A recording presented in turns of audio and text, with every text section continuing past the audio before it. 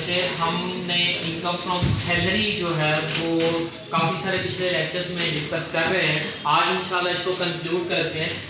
हमने कहा था कि आपका जो फॉर्मेट है इस तरह से आपने इनकम टैक्स कैलकुलेट करना है। उसमें टॉप पे आप लिखते हैं, नेम लिखते हैं जिस बंदे का आप टैक्स कैलकुलेट कर रहे हैं, यानी कि जो बंदा है जो टैक्स पे कर रहा है, कौन से साल का टैक्स कैलकुलेट कर रहे हैं, साल एंड कब हो रहा है, और वो रेजिडेंट है या नॉन रेजिडेंट, ये हम जो है वो पहले ही देख चुके हैं। और उसके बाद बच्चे आपने लिखना है कि हम कंप्यूट क्या कर रहे हैं। एक तो नंबर 1 हम टोटल उसकी इनकम कंप्यूट कर रहे हैं और फिर उसकी टैक्स लायबिलिटी कितनी बनती है ये हम कैलकुलेट कर रहे हैं, ठीक है। उसके बाद बच्चे हमने सैलरी देखी, बेसिक सैलरी। उसके बाद बेटा हमने कुछ फैसिलिटीज देखी थी, लेकिन सैलरी बेसिक सैलरी को सैलरी बनाने के लिए कुछ आइटम उसमें डायरेक्टली ऐड की जाती है। क्या की जाती है? डायरेक्टली ऐड की जाती है। सबसे पहले आप लिखा करेंगे, नेक्स्ट से ऑनवर्ड ये वाला फॉर्मेट आप फॉलो किया करेंगे। सबसे पहले आप बेसिक सैलरी लिखा करेंगे, उसके साथ सैलरी स्केल लिखा करेंगे, इसको यहाँ पे मेन कॉलम में आप लिख देंगे, ठीक है।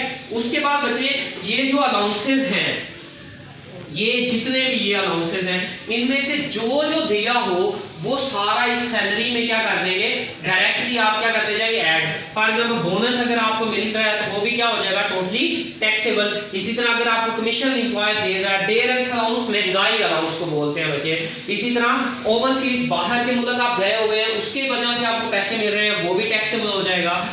और कॉस्ट ऑफ लिविंग अलाउंस, ये एक अलग मीन कि आपकी जिंदा रहने या जो अपनी नेसेसिटीज ऑफ लाइफ को गेन करने की कॉस्ट है वो बढ़ गई है, जिसकी वजह से आपको अलग अलाउंस मिल रहा है, वो भी आप जो है वो यहाँ पे इसमें ऐड कर देंगे। और उसके बाद यहाँ पे अकोमोडेशन नेक्स्ट जो है स्टार्ट हो जाएगा, उसका ट्रीट हमने पढ़ा हुआ है। ये सारी चीजें आप जो है इस बेसिक सैलरी में क्या कर देंगे, ऐड कर देंगे। अकोमोडेशन का ट्रीटमेंट हमने पढ़ा हुआ है, अगेन सुन लें कि अकोमोडेशन को कैसे ट्रीट करते हैं। मैंने कहा था अकोमोडेशन 3 तरह से पॉसिबली हो सकती है। नंबर 1 कि वो आपको हाउस रेंट अलाउंस दे रहा है, ठीक है, यानी कि आपको पैसे दे रहा है, ठीक है। अगर वो पैसे देगा तो वो टोटली टैक्सेबल होगा, ठीक है। लेकिन दूसरे नंबर पे अगर वो बच्चे आपको रहायश देता है तो रहायश या तो बड़े शहरों में हो सकती है या फिर बड़े शहरों से हट के अदर शहरों में या स्मॉल शहरों में हो सकती है। उसके 2 ट्रीटमेंट हैं, ठीक है।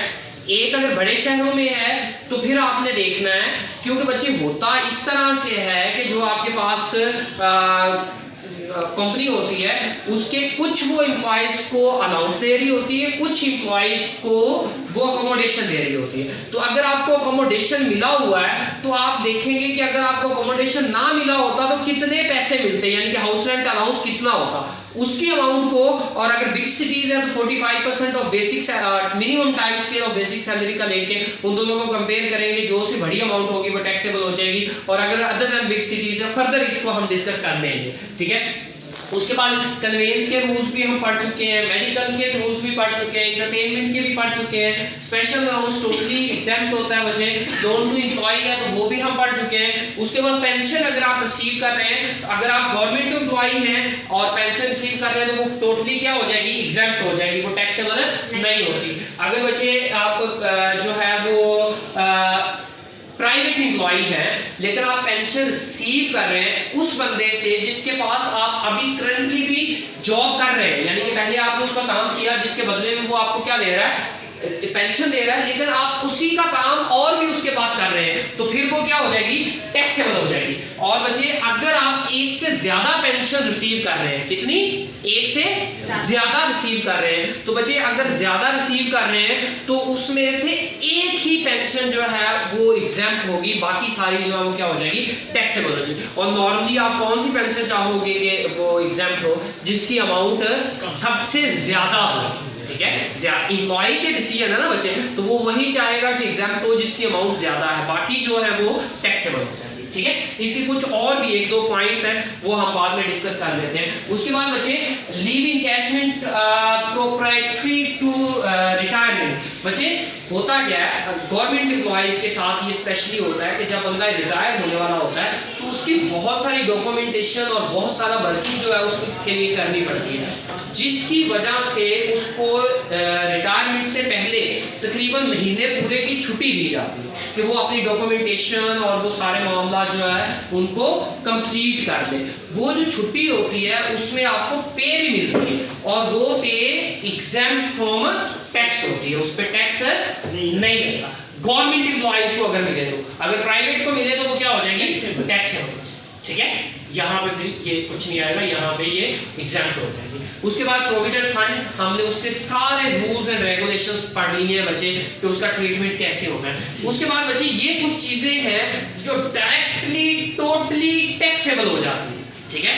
ये सारी चीजें टोटली टैक्सेबल, जहां भी ये लिखा हुआ आएगा डायरेक्ट क्या हो जाएगा, टैक्सेबल हो जाएगा। फॉर एग्जाम्पल बच्चे एम्प्लॉय की जितने भी ऑब्लिगेशन है, फॉर एग्जाम्पल मैं जॉब करता हूं यहाँ पे, तो जो इंस्टीट्यूट है मेरी कोई भी रिस्पॉन्सिबिलिटी, अगर वो इंस्टीट्यूट पे करेगा तो वो मुझे क्या एक तरह का बेनिफिट मिल रहा है ना। फॉर एग्जाम्पल मैंने किसी के पैसे देने थे, उस्मान साहब कहते हैं कि ये पैसे मैं दे देता हूँ, ठीक है, तो वो एक तरह का बेनिफिट मुझे मिल रहा है ना, तो वो ऐसे ही काउंट होगा जैसे मुझे सैलरी मिल रही है, ठीक है, और वो क्या होगी, टैक्सेबल होगी। जितने भी बेनिफिट मुझे मिलेंगे, फॉर एग्जाम्पल मेरा टैक्स था वो किसने पे कर दिया, उस्मान साहब ने पे कर दिया, तो वो भी क्या होगा बच्चे, टैक्सेबल होगा। इसी तरह मैंने एम्प्लॉइज रखे हुए हैं, मेरे एम्प्लॉइज की सैलरी जो है वो कौन पे करते हैं, उस्मान साहब पे करते हैं, ठीक है, इंस्टीट्यूट यानी कि जो अदारा है वो पे करता है, ठीक है।